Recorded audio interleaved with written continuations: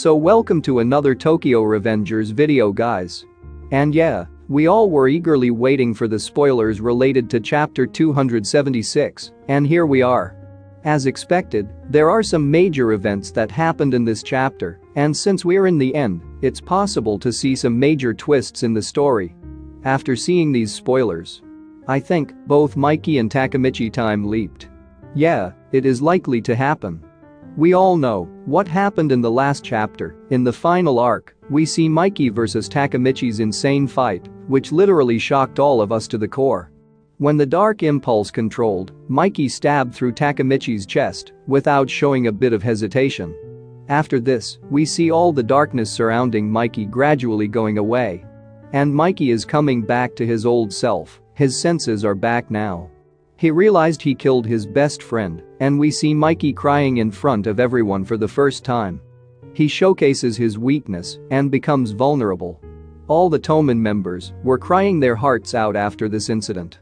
And we also see Chifu completely devastated. Not only were the Toman members shocked, even us, the Tokyo Revengers fans, were in exactly the same state when this happened. In my last video, I had talked about the possibility of Takemichi being alive or dead. And now we have the spoilers confirm that he didn't die. I've seen so many of you get furious after reading the last chapter, thinking our protagonist died. But he didn't go anywhere, he just time leapt to another timeline. Because Takemichi shook hands with Mikey moments before he died. So it's very obvious that he went back in time to save Mikey again. Also, this is the last time leap that'll be shown in the story. I think this time Takemichi will save everyone, including Shinichiro, Baji, Emma and Reiken. Before we talk about the spoilers, as usual guys, I would kindly appreciate it if you can drop a like on the video and consider subscribing to the channel. Let's go into the video now.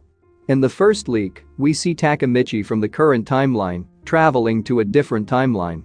In the current timeline, he died with his eyes closed.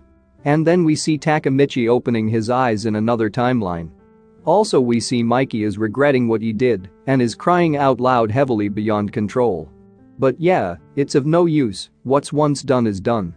Mikey has to now face the truth that the current timeline Takemichi died because of him. How much ever he cries, he cannot bring his friend back. But he doesn't know Takemichi could time leap back because of him. Mikey in one way saved Takemichi by being his trigger for time traveling. In the next spoiler, we see Baji punching Takemichi. This panel is so hilarious. I just remembered the scene from the anime where something similar happened. When Takemichi went up to the podium and punched Kasaki, Baji came and punched Takemichi back so hard that he fell on the ground. That was the first interaction between them. Here too, we see a young Baji doing the exact same thing, punching Takemichi to the ground. I don't know if this is their first interaction in this timeline too. If it is, then the scene from the anime is a foreshadowing for this panel. Then, we see Emma scolding Baji for the violence he's causing and telling him to stop fighting in front of her house. I don't know what Takemichi did that made Baji so angry, but I'm relieved in a way to see Takemichi is safe. Many of you were commenting on my videos from day one that, in the end, Takemichi will save everyone by time traveling to a timeline where everyone is alive, and I guess their predictions came true now. If you all remember, Takemichi said this during Tenjiku arc. I'm going to save everyone, including Baji and Emma. And since he can pull such crazy stuff like a time leaping, I guess there's no word as impossible in his dictionary. That time Naruto was his trigger, their primary goal was to save Hina. So he couldn't go back in the past anymore, even though he wanted.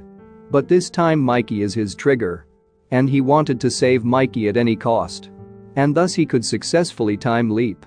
This time he time leaped from 2007 to 1998. Now this is the first time we're witnessing something like this happening. Basically, Takemichi went back in the past to save Mikey. So in the Bonton timeline, when Takemichi was on the verge of death, he time traveled back to the past by activating Mikey's trigger. From the Bonton, he came to the past timeline that is the final arc.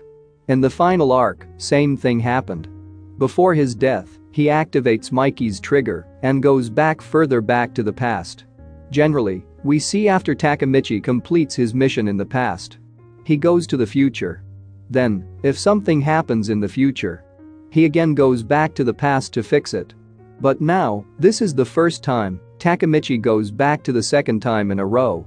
We know when someone time leaps, he retains his memory from the timeline he's leaping from. So here, Takemichi might remember everything that happened so far. How he was fighting with Mikey, and then he killed him, and how he time traveled by using Mikey as his trigger, just before his death. So here, Takemichi after being punched by Baji is surprised and shocked to find himself alive. He's confused as he can't understand what's happening around him. He was in a battlefield, wearing second-gen Toman uniform. And now he's on the ground being punched by Baji.